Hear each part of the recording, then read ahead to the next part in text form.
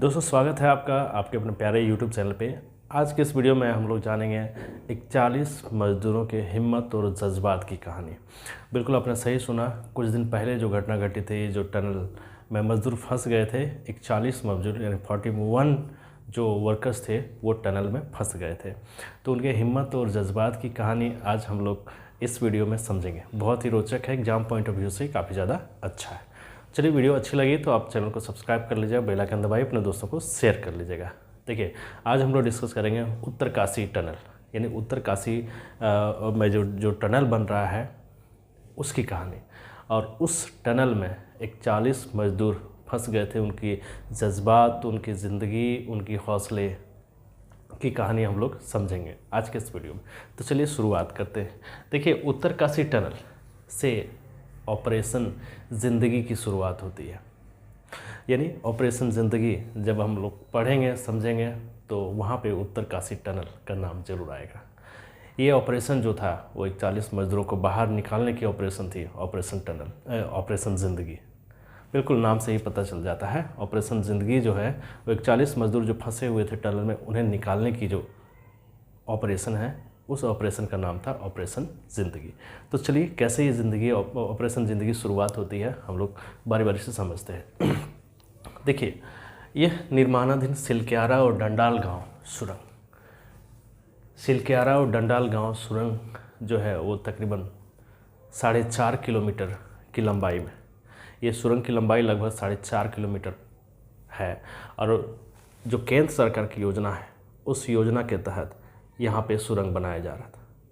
उसी सुरंग की लंबाई जो है वो 4.5 किलोमीटर है। सरकार की जो योजना है, केंद्र सरकार की योजना, वो 12,000 करोड़ की यह एक योजना है जिसमें एक सुरंग का निर्माण किया जाना है जो सिलक्यारा और डंडाल गांव के बीच में है। देखिए, यह जो प्रोजेक्ट है, जो केंद्र सरकार की प्रोजेक्ट है, वो 12,000 करोड़ की प्रोजेक्ट है जो 4 धाम प्रोजेक्ट के नाम से जाने जाते हैं। 4 धाम प्रोजेक्ट के नाम से जाने जाने वाले इस केंद्र सरकार की जो योजना है, इसी में हम लोग उनके जो मज़दूर हैं, उनके जज्बात और उनकी हिम्मत की कहानी को समझेंगे।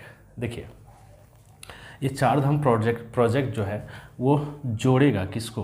बद्रीनाथ, केदारनाथ, यमुनोत्री और गंगोत्री को।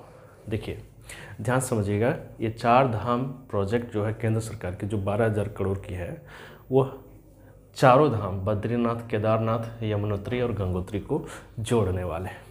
देखिए, इस प्रोजेक्ट को शुरुआत करने का, इस प्रोजेक्ट को फाइनल टच देने का मुख्य उद्देश्य ये है कि यहाँ पे जो बद्रीनाथ, केदारनाथ, यमुनोत्री और गंगोत्री जो है, इनके बीच की जो दूरी है, डिस्टेंस है, वो कम कर दिया जाए।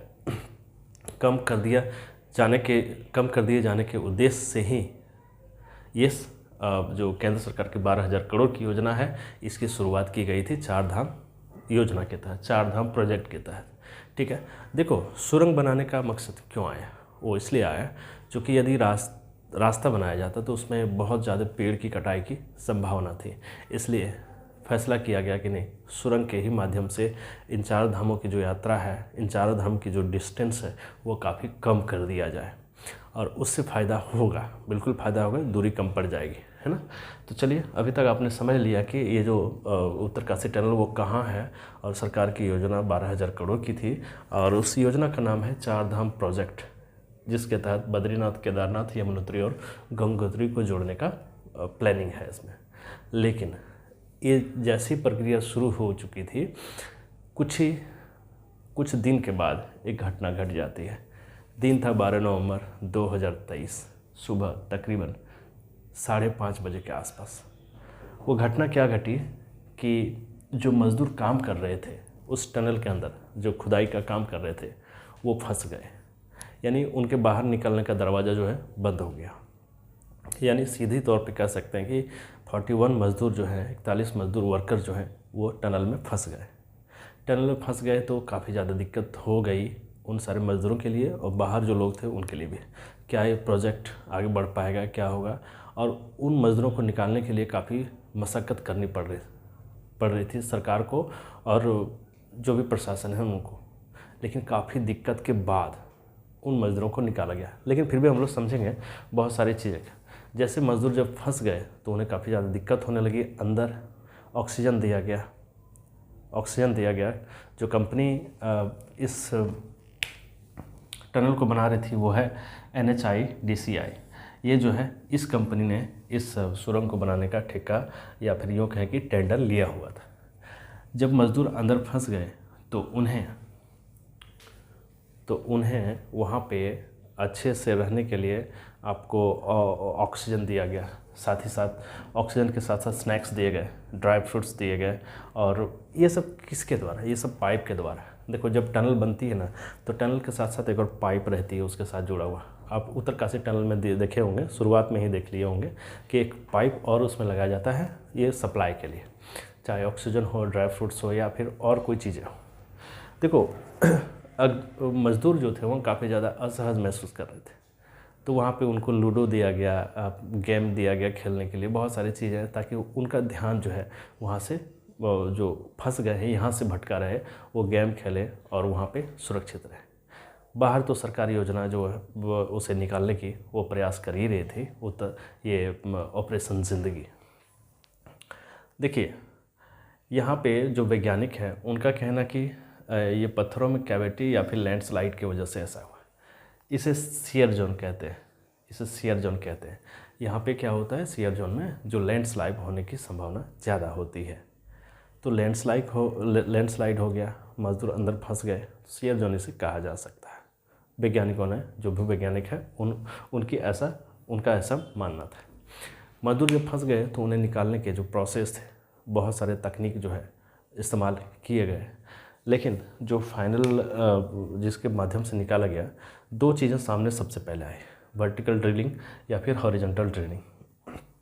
वर्टिकल ड्रिलिंग वो काफ़ी ज़्यादा दिक्कत वाली थी, उसमें खतरा ज़्यादा था, लेकिन हॉरिजॉन्टल ड्रिलिंग जो है वो सेफ़ माना गया था। वहाँ पे यानी सेफ़ माना गया था। वहाँ पे ऑगर मशीन का यूज़ किया गया, रैट माइनर्स, काफ़ी ज़्यादा अहम रोल हो जाता है रैट माइनर्स का। देखो रैट माइनिंग होता क्या, मैं आपको तो बताता हूँ। रैट माइनिंग जैसे चूहा जो है ना बिल को खोदते जाता है अंदर, उसी तरह से रैट माइनर्स जो है अपने कार्य को अंजाम दिए रैट माइनिंग के द्वारा। ठीक है, तो वर्टिकल ड्रिलिंग ना करके हॉरिजॉन्टल ड्रिलिंग करके उन सारे मज़दूरों को बाहर निकाल लिया गया था। वो तारीख थी 28 नवंबर 2023 को जो है मज़दूरों को बाहर निकाल लिया गया। अगर मशीन का यूज़ किया गया, काफ़ी मशीनें टूट गई और ऑपरेशन में काफ़ी ज़्यादा दिक्कत हुई। तो इन 41 मज़दूरों को बचाने के लिए जो ऑपरेशन लगाया गया था वही था ऑपरेशन ज़िंदगी।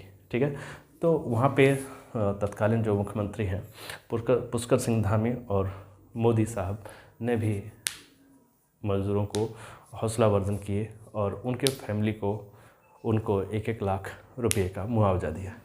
लेकिन इस घटनाक्रम से हमें सीख क्या मिलती है कि किसी भी हालत में आप अपना हौसला जो वो कभी खोएंगे नहीं। जैसे मज़दूर 41 वहाँ फंस गए थे, यदि वो हौसला खोते तो उन्हें उनकी जान की जोखिम हो सकती थी। तो सरकार के भी प्रयास रही, उन मज़दूरों का हौसला रहा और ऑपरेशन जो चलाया गया, ऑपरेशन ज़िंदगी, उनके तहत इन 41 मज़दूरों को बचाया गया। तो हमें सीख तो बड़ी मिलती है। तो ऐसे ही अपडेट के लिए और कुछ नए इवेंट के लिए आप चैनल को सब्सक्राइब करिए, आपको जरूर से जरूर जानकारी मिलेगी। So thanks for watching, wait for the next.